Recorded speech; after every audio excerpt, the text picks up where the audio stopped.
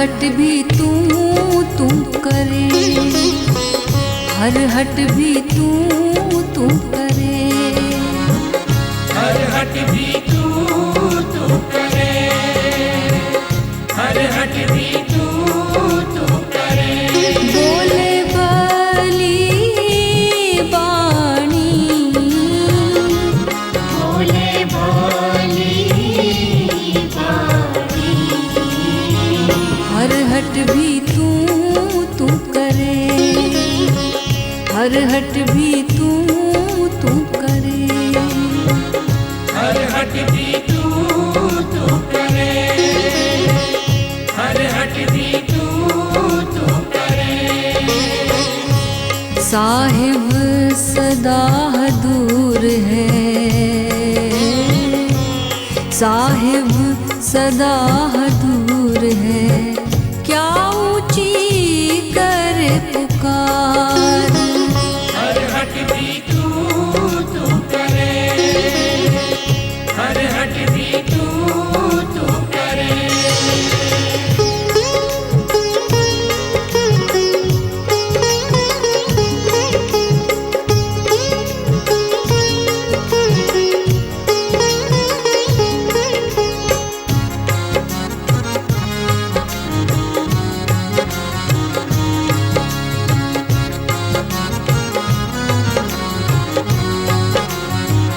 जिन जगत उपाई हर रंग किया, तिससे विठो कुर्बान।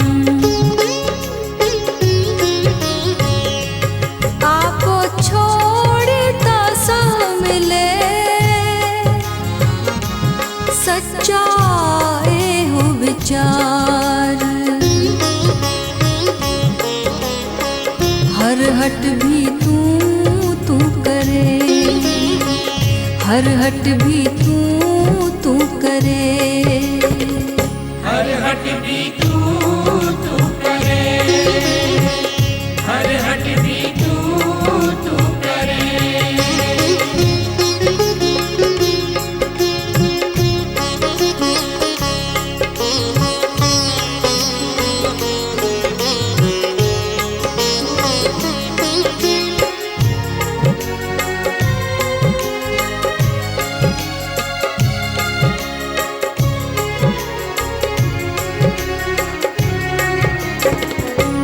हाँ मैं फीका बोलना, बुझ ना सका कार। नदर करे जे अपनी तां, आपे ले ही सवार। नानक गुरमुख जिनी ध्याया, आए से परवान। हर हट भी तू करे, हर हट भी तू करे। बोले बली बाणी, बोले बोली बाणी, हर हट भी तू करे, हर हट भी तू करे, हर हट भी तू करे, हर हट भी तू करे। साहिब सदा दूर है, साहिब सदा दूर है, क्या ऊंची कर पुकार। हर हट भी तू करे, हर हट भी तू करे, हर हट भी तू करे, हर हट भी तू करे। नमस्कार। आज हम गुरु रामदास जी की वाणी ले रहे हैं। बड़ी प्यारी वाणी है। गांव में हरहट के पास बैठे हैं, उसे देख रहे हैं और कहते हैं, हरहट भी तू करे, बोले भली बाणी। हरहट चलता है, कुएं में नीचे जाता है, पानी लेके आता है, लगातार चलता रहता है, आवाज़ निकलती रहती है, तू तू तू तू। और कहते हैं कि तू लगता है उसे पुकार रहा है, इसलिए तेरी वाणी भी बड़ी मीठी लगती है, तेरी वाणी बड़ी भाने लगी है। लेकिन आगे कहते हैं, साहिब सदा हजूर है, किया ऊंची करे पुकार। जिन जगत उपाए हरि रंग किया तिसे विटू कुर्बान। कहते हो लेकिन वो साहिब जिसे तू पुकार रहा है वो कहीं दूर नहीं, वो चारों तरफ है, वो सब तरफ है, वो इस आकाश में है, वो भीतर है, वो बाहर है, वो करीब से भी करीब है, वो इतना करीब है कि इतना ऊंचा तुझे पुकारने की भी आवश्यकता नहीं। संसार में ऊंची ऊंची आवाज़ों से लगा लगा कर परमात्मा को पुकारने का प्रयास करते हैं, लेकिन ये वही है जो उसे पहचानते नहीं। ये वही है इतनी ज़ोर ज़ोर से आवाज़ लगाते हुए कि जिन्हें उसकी प्रतीति नहीं होती, जिसे उसका एहसास नहीं होता, जो भीतर से भी भीतर है, जो पास से भी पास है, उसे इतनी ज़ोर से बुलाने की आवश्यकता नहीं। लेकिन बताए कौन कि वो कहाँ है, वो किस रूप में है, वो कैसे इस पूरी सृष्टि में व्याप्त है, वो कैसे वो इस आकाश में भरा हुआ है। ओशो कहते हैं परमात्मा को जानना है, अभी यही इसी पल जान सकते हो। इस पल में ठहर जाओ और देखो भीतर जो है वही इस आकाश में भरा है। इस आकाश में उसका भराव है, वो खाली नहीं है। ये आकाश, ये जगह, ये स्पेस, ये उससे भरी हुई है और इतना पास है तो उसे ज़ोर ज़ोर से पुकारने की भी आवश्यकता नहीं। बस उसके एहसास से भर जाओ। जिन जगत उपाय हरि रंग किया तिसे विटु कुर्बान।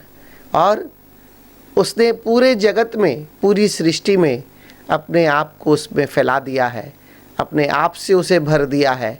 और खाली भरा ही नहीं, कहते हैं कि अपने प्रेम रंग से रंग दिया है और उस पर मैं कुर्बान जाता हूँ, जो सब में व्याप्त है, जो उसके प्रेम में भरा है और मैं उसे महसूस कर पाता हूँ। ज़र्रे ज़र्रे में उसके रूप को देख पाता हूँ। या जीव में, जंतु में, मनुष्यों में, इन हवाओं में, इन पेड़ों में, इन पत्तियों में, इन डालियों में, इन फूलों में बस वही झांक रहा है, यह मैं महसूस कर पाता हूँ। आगे कहते हैं, आपे छोड़े ता सहू मिले सच्चा एक विचार। लेकिन उसे देख कौन पाता है? उसे देख वही पाता है जो अपने अहंकार से मुक्त हो जाता है, जो अपनी मैं छोड़ देता है, जो अहम भाव छोड़ देता है। क्योंकि ओशो एक जगह बहुत सुंदर ढंग से कहते तुम्हारे और परमात्मा के बीच कोई बाधा है कहाँ, और जो है तो कहीं बाहर की नहीं, वो तुम्हारी मैं की है। अभी अहंकार छोड़ो, अभी ये मैं छोड़ो, तो देखो सब जगह उसी को पाओगे। लेकिन मनुष्य है कि अपना अहंकार ही नहीं छोड़ पाता। बस एक तो अहंकार और ये उसका विस्तार, काम, क्रोध, लोभ, मोह, ईर्ष्या, द्वेष, पूरा जीवन इसी में निकल जाता है। कहने को कहता है कि तू है, लेकिन वो सिर्फ शब्दों में है। शब्दों में होने से कुछ नहीं होगा, भीतर तक महसूस करना होगा, भीतर तक अहंकार को छोड़ना होगा, भीतर तक मैं को त्यागना होगा। कि तभी जब मैं हम छोड़ देंगे तब फिर तू ही तू नज़र आता है। पुकारने की आवश्यकता नहीं, फिर तू महसूस होता है, तेरा एहसास होता है। और यही एक सच्चा विचार है, यही सत्य स्वरूप है। हमें फीका बोल बुझ न सका कार। और कहते हैं ये अहंकार की जो बोली है, ये अहंकार की बोली बहुत बढ़ चढ़ के नहीं बोली जा सकती, बिल्कुल फीकी है। इसका व्यापार फीका है, इसका होना फीका है, क्योंकि ये अहंकार सब झूठ पर टिका हुआ है। इसलिए जो झूठ पर टिका है वो सच हो कैसे सकता है? उसका बोली, उसका बोलना, उसका धंधा फीका ही है, वो सत्य स्वरूप है ही नहीं। कहते हैं अहंकार है क्या? ज्ञान का अभाव होना अहंकार है, या अंधेरे की तरह है। बस तुम्हें ज्ञान ही नहीं है। तुम जिसको सब कुछ मान बैठे हो, अपने अहंकार को सब कुछ मान बैठे हो, उसका कोई वजूद नहीं है। एक बार परमात्मा की ज्योति स्वरूप का ज्ञान हो जाए, एक बार उसका एहसास हो जाए, ये अहंकार का अंधेरा अपने आप छटने लगता है। लेकिन कैसे इस अहंकार से मेरी मुक्ति हो जाए। वन त्रिन त्रिभुवन तुझ ध्यानदा अन दिन सदा विहान।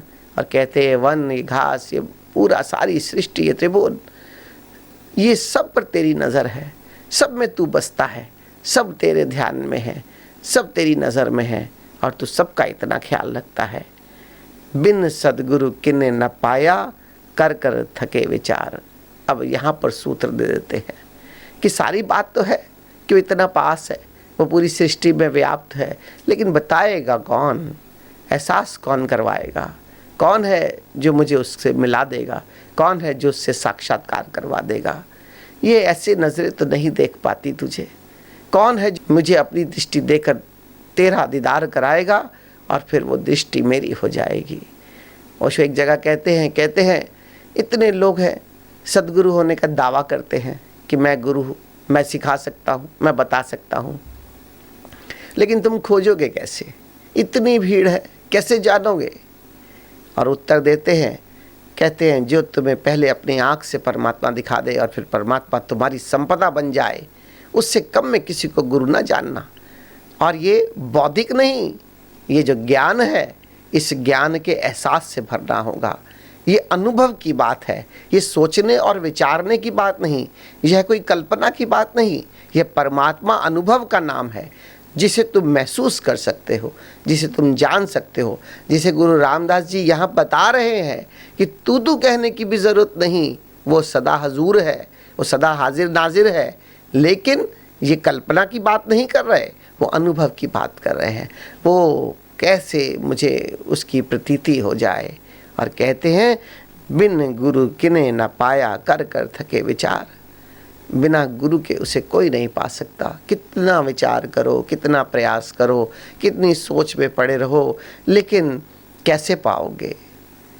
एक जगह और ओशो कहते कोई सोया हुआ व्यक्ति किसे ढूंढ सकता है? कोई सोया हुआ व्यक्ति किसे जगा सकता है?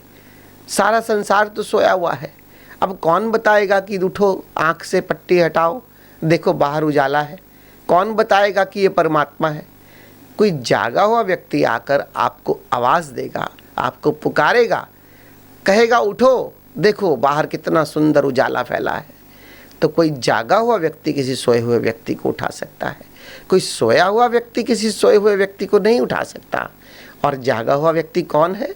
जागा हुआ व्यक्ति सिर्फ एक है, वो सद्गुरु है, जो परमात्मा को जानता है, जो परमात्मा में जीता है, जो परमात्मा का ही स्वरूप है, जो परमात्मा का ही साकार रूप लेकर यहाँ उपस्थित है, जो हमें ज्ञान देता है, जो हमें भक्ति का मार्ग दिखाता है, जो निरंतर कैसे उसकी याद में जिया जाए, कैसे उसके स्मरण में जिया जाए, कैसे निरंतर उसे महसूस किया जाए, उसका एहसास कराता है, उसका मार्गदर्शन देता है, वही सद्गुरु है।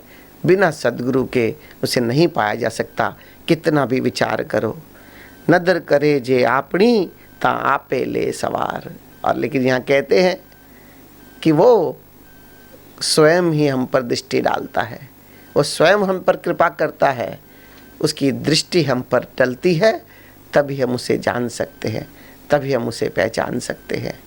कहते हैं कि कैसे वो आप कृपा करता है और सद्गुरु मिलता है। यह निरअहंकारिता की पराकाष्ठा है। प्रयास भी किया, सब कुछ किया, मेरा कोई सामर्थ्य नहीं था कि मैं प्रयास भी कर सकता। तुम्हारी दृष्टि मुझ पर पड़ी, तुम्हारी नज़र मुझ पर पड़ी, तब मैंने परमात्मा को पाया, तब मैंने गुरु को खोजा। नदर करे जे आपनी ता आपे ले सवार। और तुमने मुझे तराश कर ना इंसान बना दिया, बल्कि मेरे भीतर परमात्मा ही जीता है। ये है तुम्हारी नज़र। नानक गुरुमुखी जिन्हें ध्याया आए से परवान।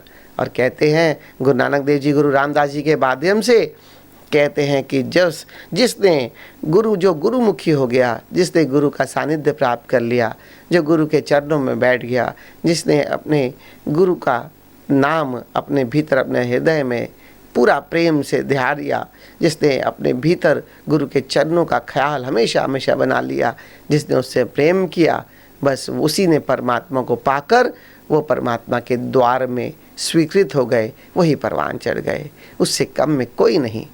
बात सिर्फ इतनी है कि यहाँ गुरु रामदास जी हमें पूरा मार्ग भी बता रहे हैं, कह रहे हैं परमात्मा सब जगह है, कह रहे हैं कि इतनी ज़ोर ज़ोर से पुकारने की आवश्यकता नहीं, कह रहे हैं वो सब जगह हाजिर नाजिर है, लेकिन फिर हमें क्यों नहीं मिलता, फिर हमें क्यों नहीं दिखता, क्यों हम उसे निरंतर ढूंढते चले जाते हैं लेकिन हमारे हाथ क्यों नहीं आता? क्योंकि हम स्वयं से खोजने की कोशिश कर रहे हैं। हम सोए हैं, हम मूर्छा में हैं, हम उसे कैसे पहचानेंगे? वो हमारे सामने है, हाजिर नाजिर है तो ज़रूर हमारे सामने भी होगा, लेकिन हमारे पास उसकी पहचान करने का कोई मार्ग नहीं है। हम उसे पहचान नहीं सकते। कोई आए जो उसे जानता है, जो हमें बताए देखो ये परमात्मा है, ऐसा परमात्मा है, इसे अनुभव करो, इसे जियो, इसे अपने आचरण में ढाल लो और परमात्मा की याद करते करते वही हो जाओ। उसकी तलाश करनी होगी और उसकी तलाश कर कर ही हम उसे पा सकते हैं। और ये वो जिसकी तलाश करनी है उसी को सद्गुरु कहते हैं, उसी को संत कहते हैं। जो सब जिन्होंने परमात्मा आज तक पाया, सबके जीवन में अवतरित हुआ। सहज और साधारण मार्ग यही है, सरल मार्ग यही है। किसी गुरु को खोजो, किसी कामिल मुर्शिद को खोजो, उसके चरणों में बैठो, उस परमात्मा का ज्ञान लो और फिर निरंतर उसे हाजिर नाजिर जानो। अपने भीतर भी वही, बाहर भी वही, सब जगह तू ही तू है, तू ही तू है, तू ही तू है। फिर पुकारने की ज़रूरत नहीं, फिर एहसास से भर जाओ कि बस तू ही तू है, तू ही तू है, तू ही तू है। धन्यवाद।